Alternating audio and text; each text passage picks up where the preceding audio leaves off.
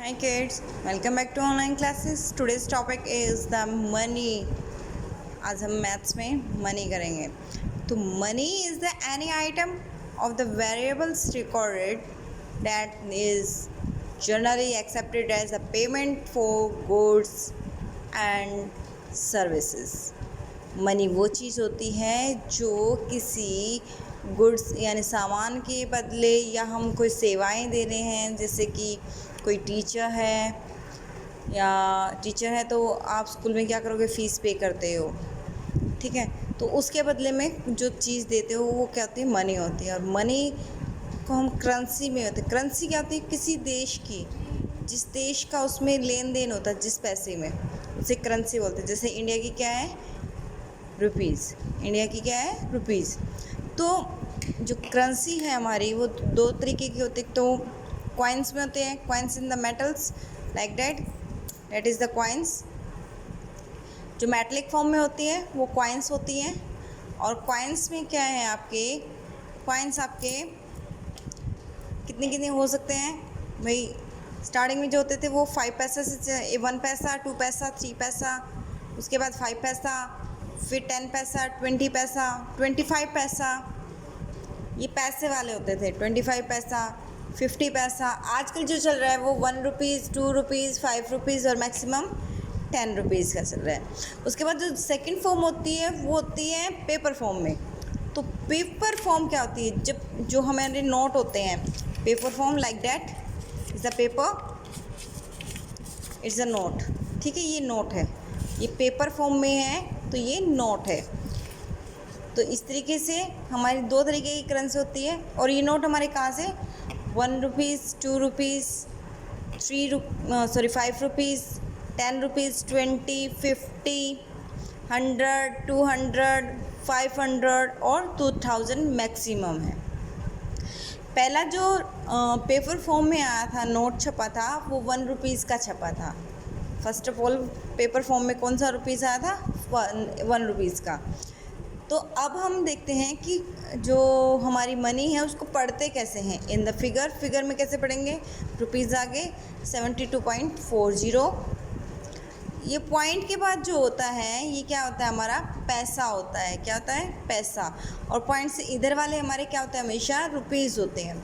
या फिर 72 रुपीज़ 40 पैसा, 72 रुपीज़ 40 पैसा, ठीक है, क्लियर.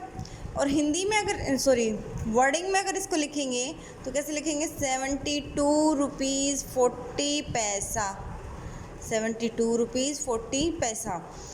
जैसे कि हम जानते हैं कि 1 रुपीज़ इक्वल टू 100 पैसा. 1 रुपीज़ में हमेशा 100 पैसे ही होते हैं. यानी अगर हम काउंट करें तो 1 रुपये के अंदर 100 पैसे. अभी मैंने बताया ना कि 1 पैसे का भी कॉइन्स होता था. तो 1 पैसे को अगर हम 100 बार जमा करेंगे तो वो 1 रुपीज़ बन जाएगा. उसी तरीके से फिर आगे ऐसे ही अगर हम 250 पैसा जमा करेंगे तो वो क्या बन जाएगा, 1 रुपीज़. क्लियर. उसमें जैसे आपका अब देखते हैं कि कन्वर्ट इनटू पैसा फ्रॉम रुपीज़. रुपीज़ से जब हम करते हैं, हमारे पास 4 रुपये हैं और मेरे को बोल दिया कि भाई इसको पैसे में कन्वर्ट करके दिखाओ, तो क्या करेंगे, हमें पता होना चाहिए कि 1 रुपीज़ में कितने पैसे होते हैं, 100. कितने होते हैं, 100. तो 4 की मल्टीप्लाई किससे कर देंगे हम, 100 से. तो ये क्या हो जाएगा, 400 पैसा. उसी तरीके से 6.90 लिखा हुआ है तो हमें पता होना चाहिए 1 रुपीज़ में कितने पैसे होते हैं, 100.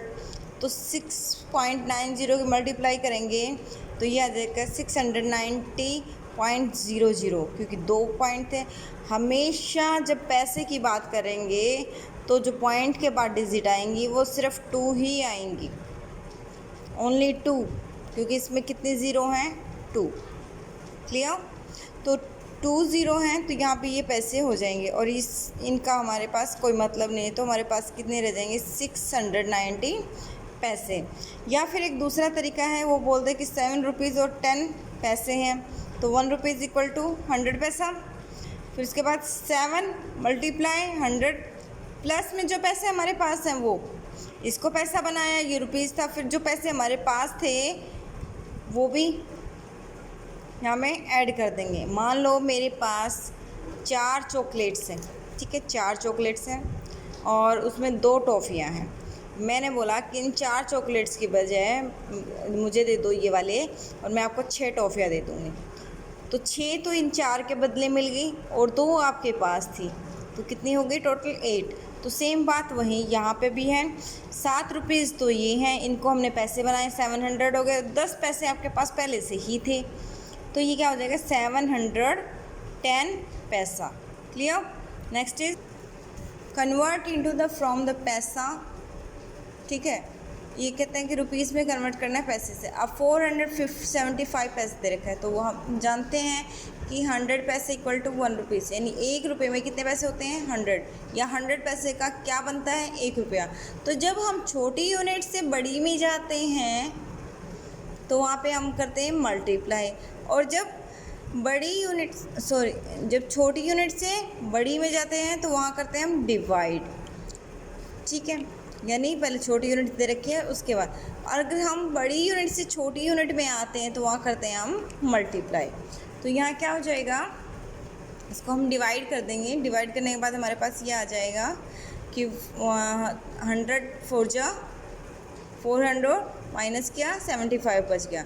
तो जो यहाँ पे जो आया है आंसर हमारा वो हमारे रुपीज़ होंगे, और जो ये बच गया नीचे क्या है पैसे होंगे। एक दूसरा तरीका जो आप डेसिमल में करते आए हैं आप सब, कि इसके अपॉन में हमने 100 लिख दिया, 1 का हमारा डेसिमल बन जाता है और नीचे से 0 काउंट कर लेते हैं 1 2, तो यहाँ से भी काउंट कर लेते हैं 1 2, यहाँ पे हम पॉइंट लगा देंगे। क्लियर। अब काउंटिंग ऑफ मनी करते हैं हम। काउंटिंग ऑफ मनी में क्या है कि जैसे 20 रुपीज़ है, मैंने तुमसे 20 रुपीज़ कैसे बने, मेरे पास 5 के कॉइन्स है, तो मुझे कितने कॉइन्स चाहिएंगे कि वो 20 रुपीज़ बन जाए। तो मैं पहले क्या करूँगी, जितने का कॉइन्स मेरे पास है उससे उस रुपीज़ को डिवाइड कर दूँगी। तो 5 4 जा 20, यानी 4 कॉइन्स मुझे चाहिएंगे। अगर मेरे पास 4 कॉइन्स 5 के होंगे, 5 5 5 5, तो वो क्या हो जाएंगे 20 रुपीज़ हो जाएंगे। उसके बाद आती है आपकी एडिशन। एडिशन में क्या है, सिंपल जैसे आप एडिशन करते आए हो, इनको सिंपल लिखो, पॉइंट्स के नीचे पॉइंट्स या ऊपर रुपीज़ या पैसा, तो इनको आप सिंपल से एडिशंस कर सकते हो। उसके बाद सब्ट्रैक्ट्स क्या है, सब्ट्रैक्ट में क्या है, ये कहता है हमेशा याद रखना फ्रॉम वाले में से पहले वाला माइनस होता है, फ्रॉम वाले में से पहले वाला माइनस होता है। जैसे हम सिंपल पीछे करते आ रहे हैं माइनस, वैसे ही माइनस करना है, बस पॉइंट्स का ध्यान रखना है। और इसमें पॉइंट्स में भी क्या है, पीछे अगर 2 डिजिट है तो कोई फ़र्क नहीं पड़ता, लेकिन अगर 1 डिजिट है ये ध्यान रखना है कि वो 0 यहाँ है या यहाँ है, बाकी सेम रहेगा। क्लियर। नेक्स्ट आता है मल्टीप्लाई के लिए हम कल करें, नेक्स्ट पार्ट में करेंगे। So thank you, have a nice day.